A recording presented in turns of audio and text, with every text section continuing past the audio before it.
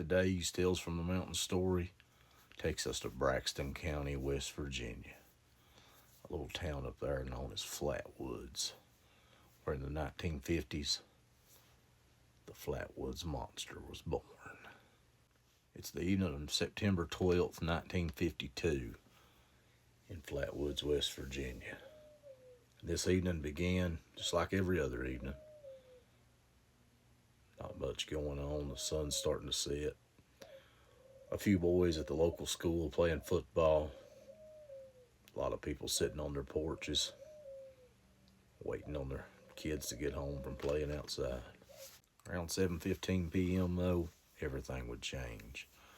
A bright orange light streaked across the sky and appeared to crash atop of a hill on one of the local farms. Now, them boys that was playing football decided they was going to round up some of their friends. They was going to go to this farm and see if they could find this object that crashed. So they went to a few of their friends' houses, and time all was said and done, there was 11 of them. They was all armed with nothing but flashlights. And they took to that farm and decided they was going to hike to the top of that ridge and see what they could find. Now, they got about halfway up that hillside when all of a sudden they all froze dead in their tracks. They saw this giant creature looking down on them. It was nothing like anything they'd ever seen. Now, one of the witnesses described this creature as being at least 10 feet tall. Said it had a round, red face, but it was shaped like the ace of spades on the outside. Green, glowing eyes, and a smell like you'd never smelled before.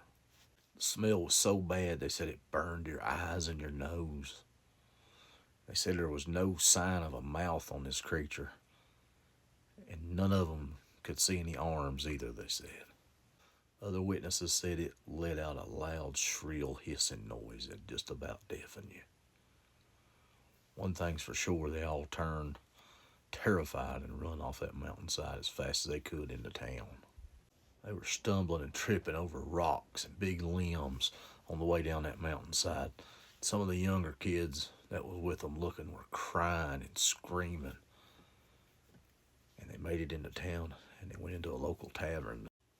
Now, these kids were crying so bad, so hysterical when they made it to the tavern.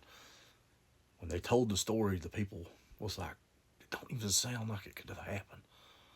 But the way these kids are crying, we know it did. And they believed them. And they called the sheriff's department. It wasn't long before the sheriff got there and he rounded up a posse and they decided they was going to go check things out for themselves.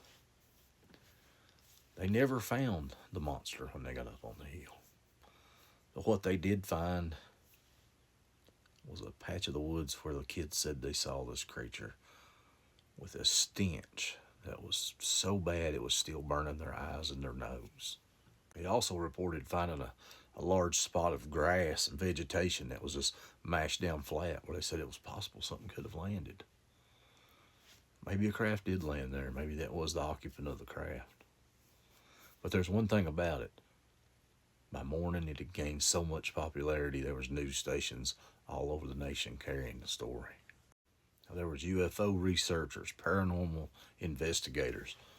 People from all walks of life decided they was going to go to Flatwoods, West Virginia, and see if they couldn't figure out this mystery. Some people said maybe it was an extraterrestrial. Other folks said maybe it was a cryptid. Other folks suggested maybe a meteorite did crash into the earth there, and that the radiation from it caused some of the wildlife to be mutated, and that's what the kids seen. Some skeptics say that it was just a hoot owl up on a limb perched up there, and that those kids had hyped themselves up so much thinking they were going to find a monster at this crash site that when they saw the hoot owl and that it hollered, probably a screech owl, it scared them so bad that they ran off that mountain and into town and told this big story. But there's one thing about it. People to this day still go to Flatwoods, West Virginia to try to find the Flatwoods Monster or to solve the mystery. And it's yet to happen. Have you heard of the Flatwoods Monster? Have you seen the Flatwoods Monster? If so, leave me a comment. I'd love to hear about it. And don't forget to follow me for more Tales from the Mountains.